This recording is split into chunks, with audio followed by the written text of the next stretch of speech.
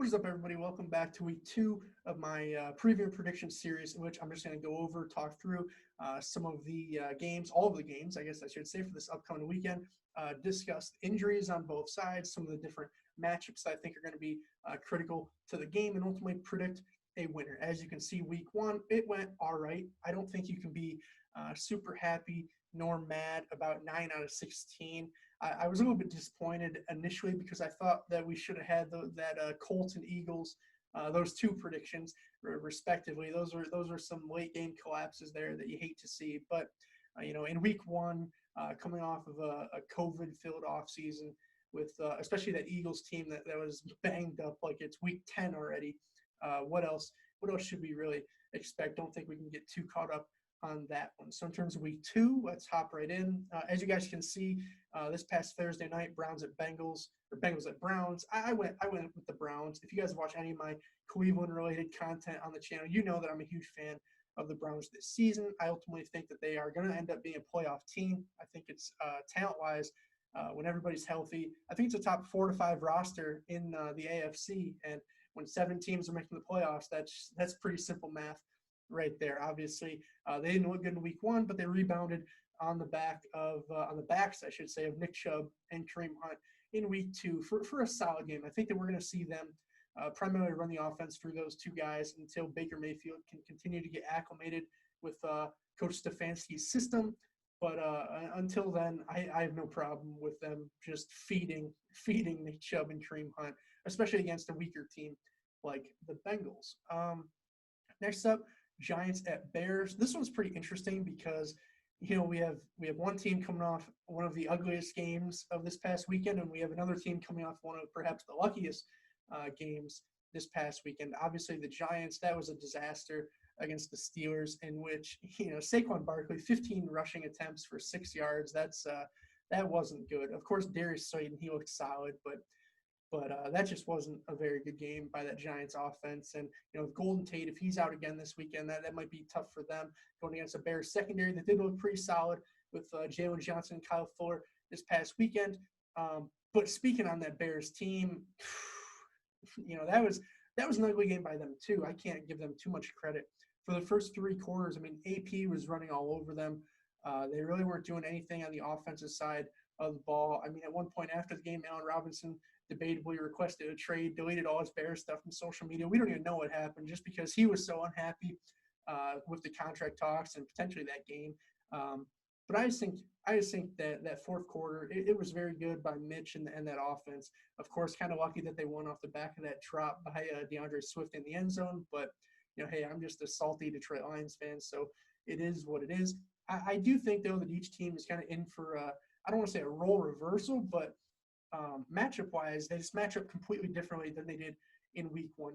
Mitch Trubisky, he had a ton of time this past weekend against the Lions. Well, that's because the Lions' front four is anemic, right? There's really nobody out there outside of Trey Flowers who can generate pressure or really beat single blocks. On the other hand, with the Giants, I think that Dexter Lawrence, Leonard Williams, and Dalvin Tomlinson, I think that's going to be a load for them to handle. And I really wouldn't be shocked if Mitch, if he's on the ground quite a few times there this weekend. And then on the flip side, Saquon Barkley, I expect him to run roughshod over this Bears defense. I really do. I think if AP's put up 93 yards on you, I think Saquon Barkley, he'll be able to get it going in some way or the other, whether that's through the air, on the ground, probably a little bit of both, if we're being honest.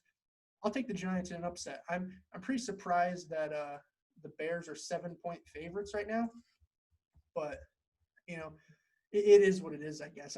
Obviously, when one team's 1-0, the other team's 0-1, I can see where Vegas is coming from, but I just thought that the Bears are almost equally as ugly as the Giants through 3 quarters. They just had a nice comeback in a much easier matchup. I feel like if the Giants were facing the Lions last weekend, they would have pulled out a similar victory. So I think the teams are pretty even in that regard. And then matchup-wise, I'll favor the Giants. I'll give them the win. Next up, in terms of the Rams at the Eagles, this is another kind of similar game in which we had one team with the upset win last week in the Rams over the Cowboys. I thought they looked solid.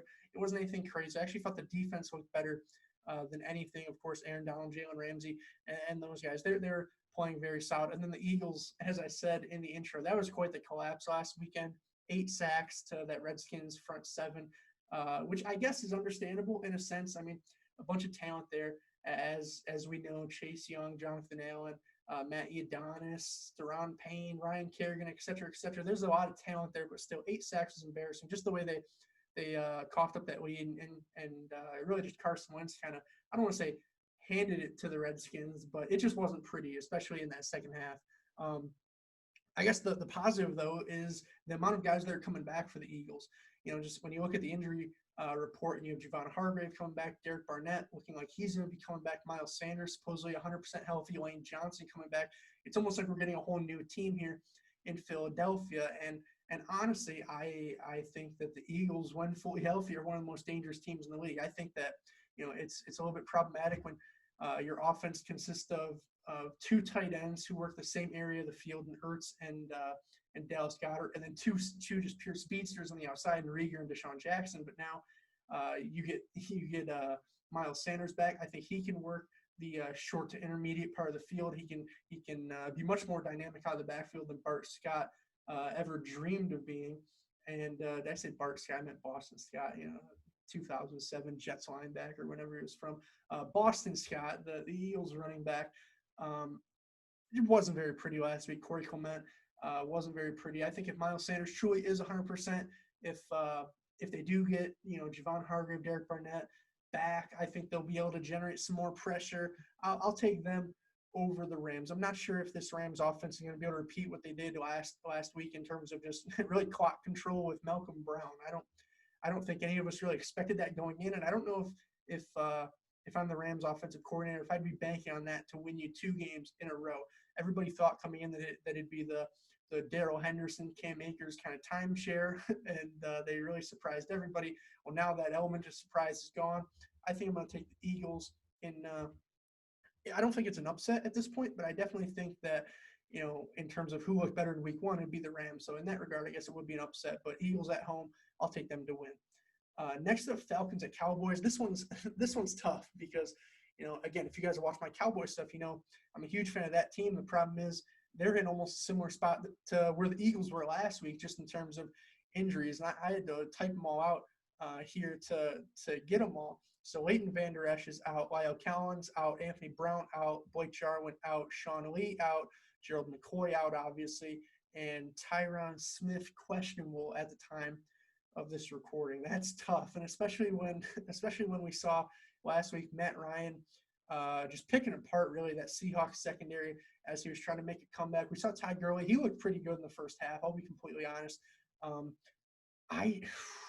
That's a tough one because the Cowboys, obviously, I know why they're still the favorites, but I think I'm going to take Atlanta for an upset. I just think that this Falcons team is pretty much fully healthy as of right now. I know some guys were questionable. I think Marlon Davidson was questionable or maybe limited in practice one day. That'll be key to stopping Ezekiel Elliott, or at least it should be in theory.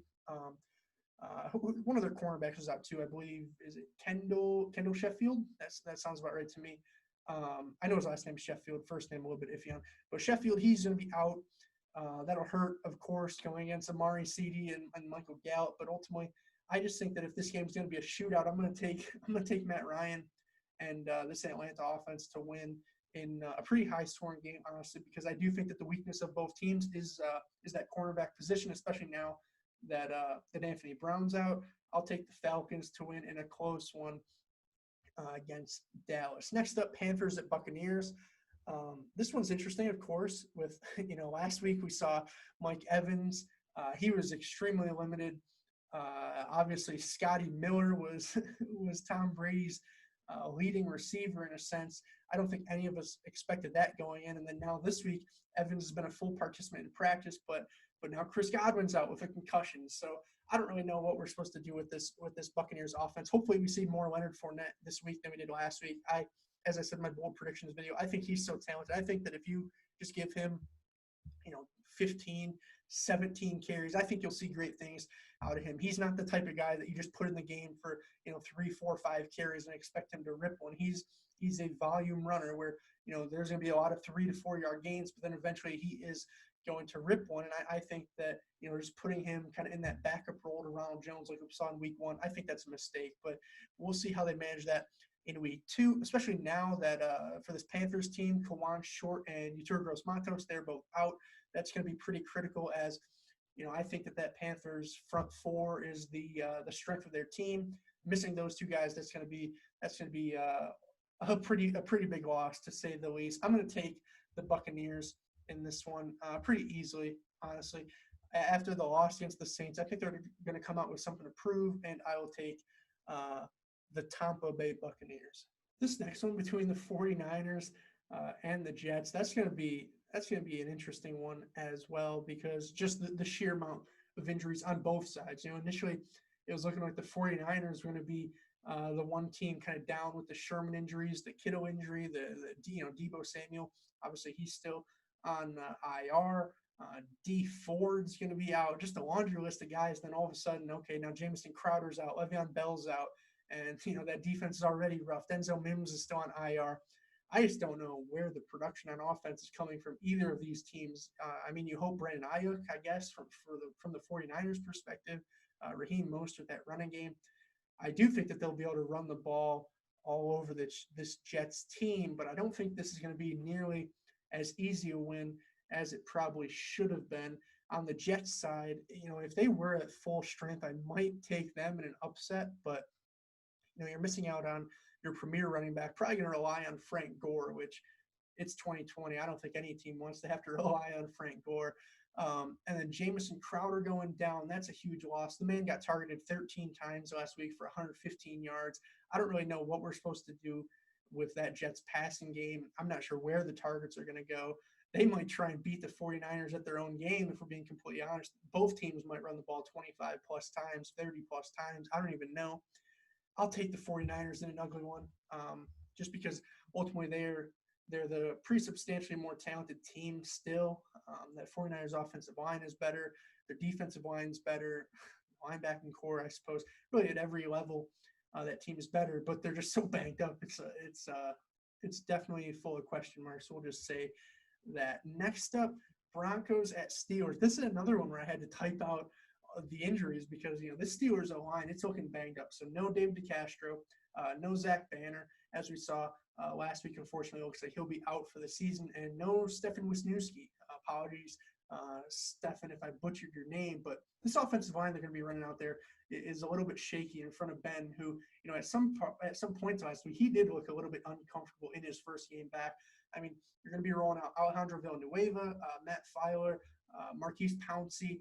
Then I guess it's going to be Dotson, the rookie out of Louisiana at right guard, and then Chooks out of Western Michigan at right tackle. That's a rough offensive line for a team who, coming into the year appeared to have a top 5 O-line in the entire league. But I still think they're going to take it. That's the thing, because Drew Lock, I didn't think looked particularly good last week. That entire game, Broncos-Titans, was very ugly. Coming down to the wire, of course, Mr. Gostkowski missing a plethora of field goals and extra points. That wasn't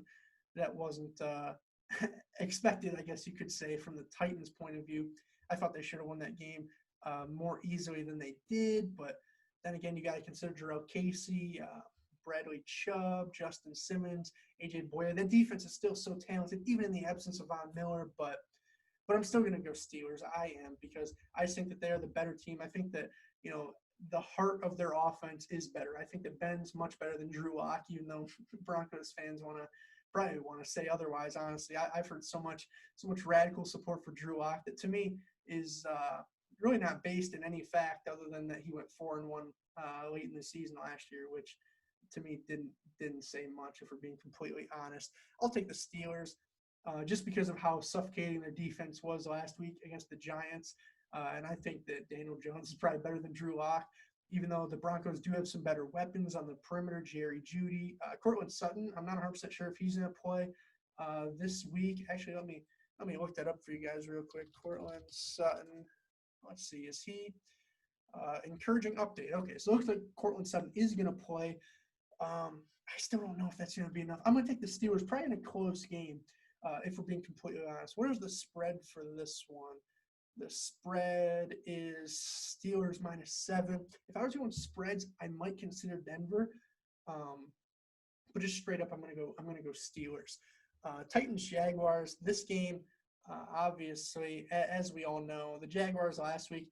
I don't think you can expect Gardner Minshew to go 19 for 20 on his passing attempts again. Even though, if we're being completely honest, a lot of those were just thinking dunks out of the backfield. I mean, how do you throw for 95% completion percentage but under 200 yards? Only that man, I guess. And then the Titans without AJ Brown, that'll be an interesting loss in their offense. Corey Davis, he had a big game last week. I wouldn't be shocked if he follows it up with another big one this week. We'll be curious if CJ Henderson follows him around. CJ for the Jaguars, he had a huge game against T.Y., Michael Pittman, Paris Campbell, those boys. I'll take the Titans, though. I do think that you can just kind of ride Derrick Henry to a victory here pretty easily. Jaguars D looked solid last week, especially after Marlon Mack went down. They were playing some pretty good, and I'll say inspired football, but I'll take the Titans. I really will. I just think that's a more talented team. Like I said, I think that offensive line, they should be able to plow over this Jags D line, and I just don't think that the talent's there on the opposite side to match them. Especially as we saw Vic Beasley practice this week. Jadeveon Clowney, he'll be playing his second game. I guess there's more time in the system. I'll take Titans pretty easily. And next up, obviously, Lions at Packers. As a Lions fan, I am going to go Packers straight up by a landslide. I think that this is probably the biggest blowout, I should say, and easiest game to predict on the week. Packers last week, they looked phenomenal. Aaron Rodgers, he was hooking up with guys, outside of Davante Adams as well as Davante Adams to almost near perfection. That was one of the best games that I've seen of Rodgers recently. The Lions, on the other hand, Desmond Trufant's going to be out. Joe Dahl's going to be out. Kenny Galladay is going to be out. Not sure how you're scoring points on offense. Not sure how you're stopping them on defense. I think that's a recipe for disaster. I'll go Packers by double digits, honestly. What is the spread for that one? Apologies. They're -6. Oh, that's ridiculous. Take Green Bay easily. Green Bay easily. No real question there to me. I just thought that Packers team, as I said, they're firing on all cylinders last week, and the Lions most definitely were not. They looked all right early, but they kind of took their foot off the gas, as Matt Patricia seemingly loves to do, and it came back to haunt them in the end. If Kenny Galladay was healthy, maybe I'd start to consider otherwise, because instead we're going to see Jair Alexander on Marvin Jones, and then who the heck else are you gonna throw to if you're this Lions team? T.J. Hawkinson, maybe Danny Amendola, I guess. I don't even know who else. Quintez Cephas.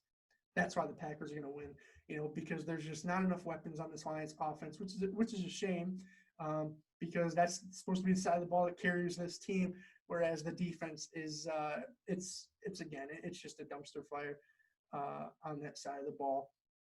Bills Dolphins. It's a tough one. Division game.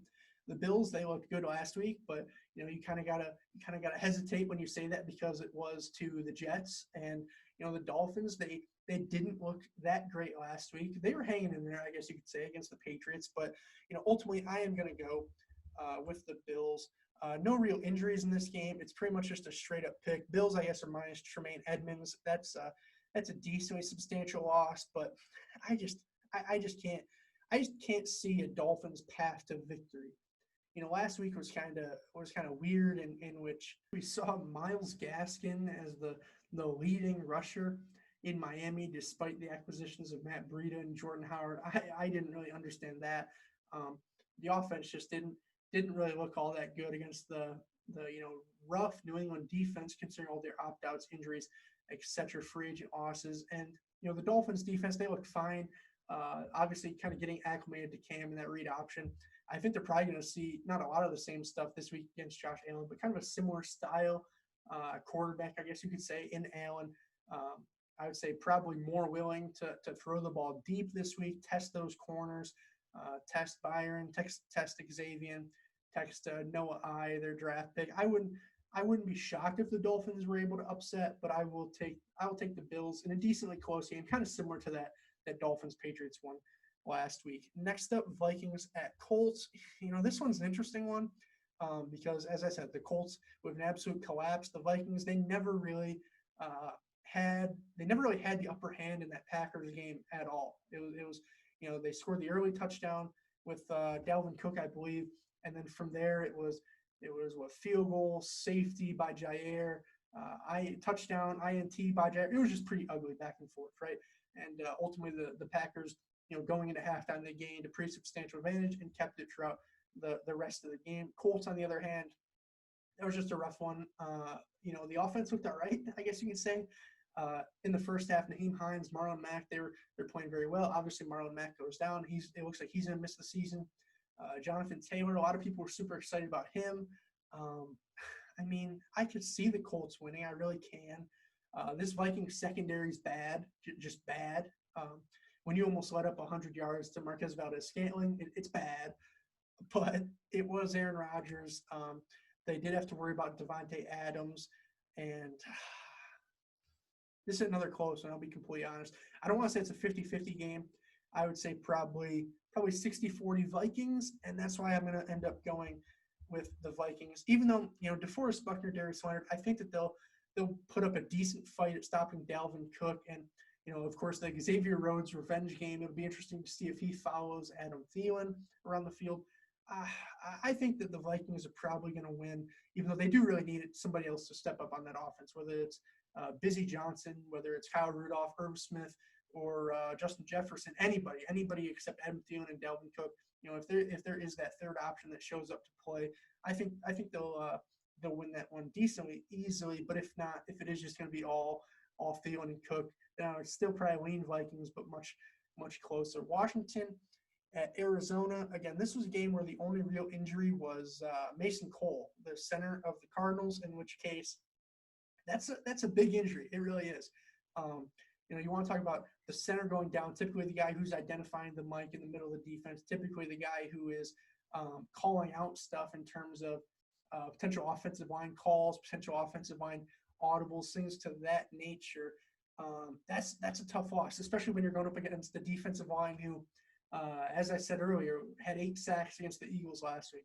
I could see that potentially changing the outcome of this game. But, last week we saw the Cardinals upset the 49ers defense, who has an even better defensive line than the Redskins do. I think that, against most quarterbacks, that would be a recipe for disaster. But the problem is Kyler Murray, he's almost more comfortable on the run than he is in the pocket, as strange as that is to say. I think that facing a defensive line like that is just going to have him on higher alert. I wouldn't be shocked if he goes for over 100 yards on the ground, honestly, after what we saw last week.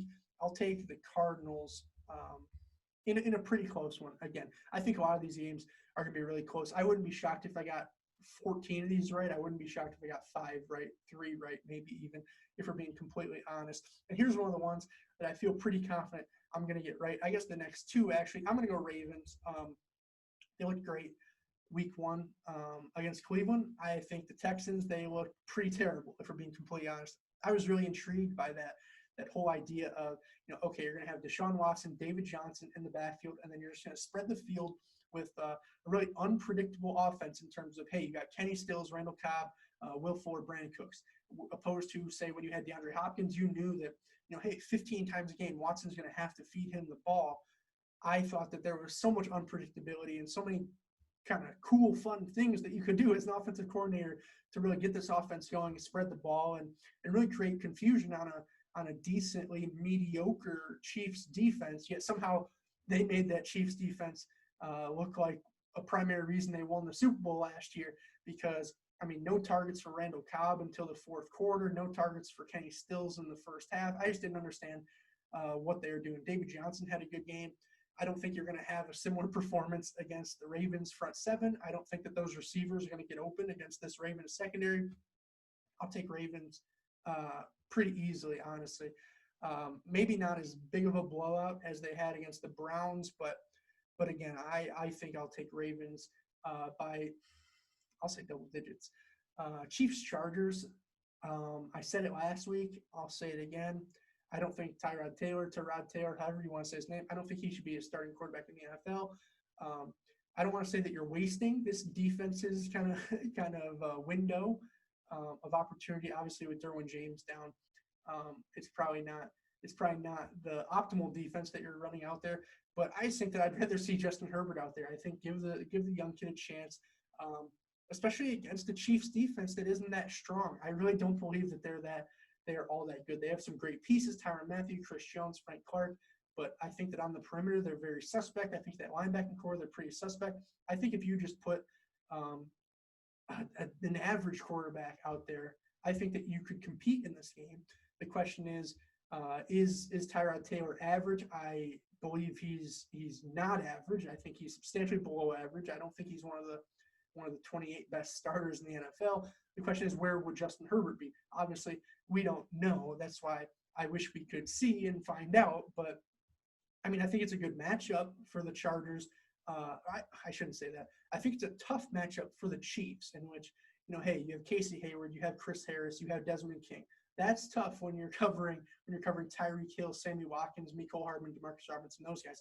I think the perimeter, the Chargers are about as good of a matchup that you can have for the Chiefs. I think that Joey Bosa, Melvin Ingram, I think those are two solid pass rushers against a team that, Patrick Mahomes, he likes to sit in the pocket for quite a bit of time and, really throw the deep ball. I'm not sure if that's how I expect them to win.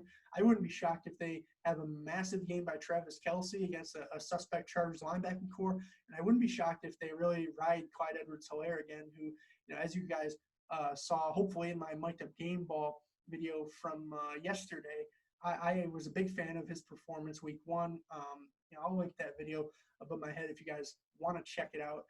After this video, I thought that he played fantastic. 25 carries, 138 yards, 1 touchdown. Probably could have been 2 without a little stumble at the goal line and a couple stuffed carries. But ultimately, I think I'll take the Chiefs pretty easily. Like I said, Kelce and Clyde Edwards-Helaire, in my opinion, are going to carry them to a victory. Next up, this one's an interesting one, of course. We have the new New England Patriots against the Seattle Seahawks in Seattle. I'd say the 12th man, but there's really no men in the stands. So we're back down to 11. It's a fair game again. Cam Newton looked really good, honestly, week one.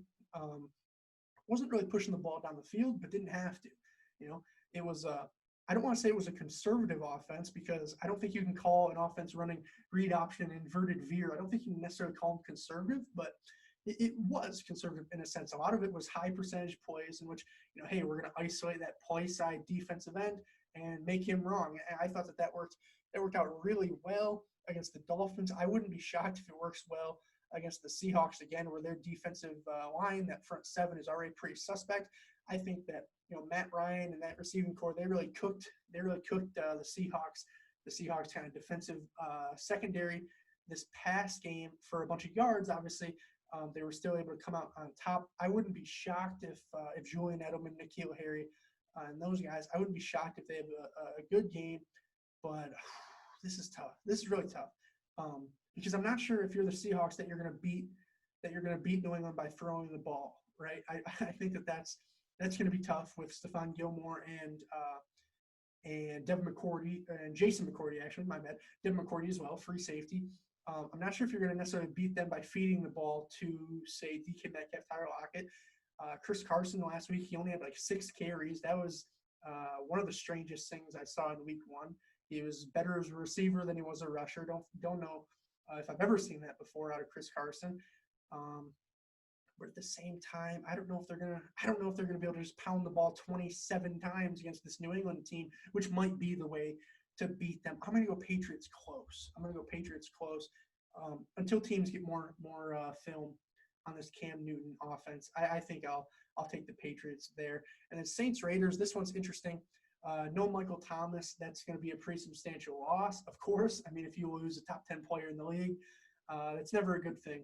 And then Marcus Davenport, he's going to be out again, which I'd say is a huge loss. But I thought Trey Hendrickson and company there, opposite of Cam Jordan, I thought they played fantastic this past week against really Donovan Smith and the different turnstiles on the Buccaneers offensive line. I'll take the Saints again. I'm not sure that the Raiders, they won because they gave the ball to Josh Jacobs 25 times. I said that in my last video. I said, There's a lot of question marks about this game. The Henry Ruggs effect, Tyrell Williams being out, this new Panthers offense, this new Panthers defense in a lot of ways. The only thing we knew for certain was that Josh Jacobs was going to get the ball 20 to 25 times, and that's exactly what happened. He had 3 touchdowns off the back of it, almost 100 yards rushing. And I just don't think that's going to work against this Saints team. I think the Saints defense is too good. I think the Saints offense is probably too much for the Raiders defense to handle, even without MT. I think Emmanuel Sanders, he'll have a pretty big game. I wouldn't be shocked if Alvin Kamara actually has I don't want to say career day, but I wouldn't be shocked if we see him kind of force-fed more. Obviously, Jared Cook is a matchup nightmare for opposing linebackers and safeties. I'll take the Saints. I don't want to say easily, but it's still – I don't want to say easily because when you lose a top 10 player, it definitely won't be as easy as it was, but I still think it's decently easy, if that makes sense. I'll take Saints, as I said. And that's going to just about do it for the video. There's no more games to talk about, no more injuries that we know of right now. I had to check my phone, make sure nothing broke since I started this video here Saturday night. You guys are likely seeing it Sunday morning / afternoon. But yeah, if you enjoyed the video, make sure you leave a like. Make sure you subscribe for more videos like this. There's going to be obviously 15 more weeks plus the playoffs of previews and predictions. There's going to be a bunch of other content, whether it's my Mic'd Up Game Ball series, where I talk about some of the MVPs from the respective games that I watched that past week. My first one just went live yesterday. It was Clyde Edwards-Helaire from that Chiefs versus Texans game. There should be a few more going live as well this morning. It might be a little bit of Bud Dupree, might be a little bit of CJ Henderson. I'm not going to spoil them all for you guys. But hopefully you guys stick around, subscribe, and check out those videos as well. And that's pretty much all I got. Like I said, comment your picks down below. I'd love to compare some of my upsets to yours, maybe see what you guys are thinking. Do you agree with my analysis? Do you disagree? And ultimately, how many games do I get right compared to you guys? Am I a bum and I only get 4 right? Are you guys geniuses and get 14, or is it vice versa? I think that'd be super fun and interesting to keep track of. And yeah, that's all I got for you guys today. I'll see you guys in this format next week. I'll see you guys with some more videos throughout the week. As I said, game balls, top 100 series, a bunch of stuff to try and keep you guys entertained through the launch of this football season. So with that being said, that's all I got for you guys today. I'm mic'd up, and I'm mic'ing out. Peace, guys.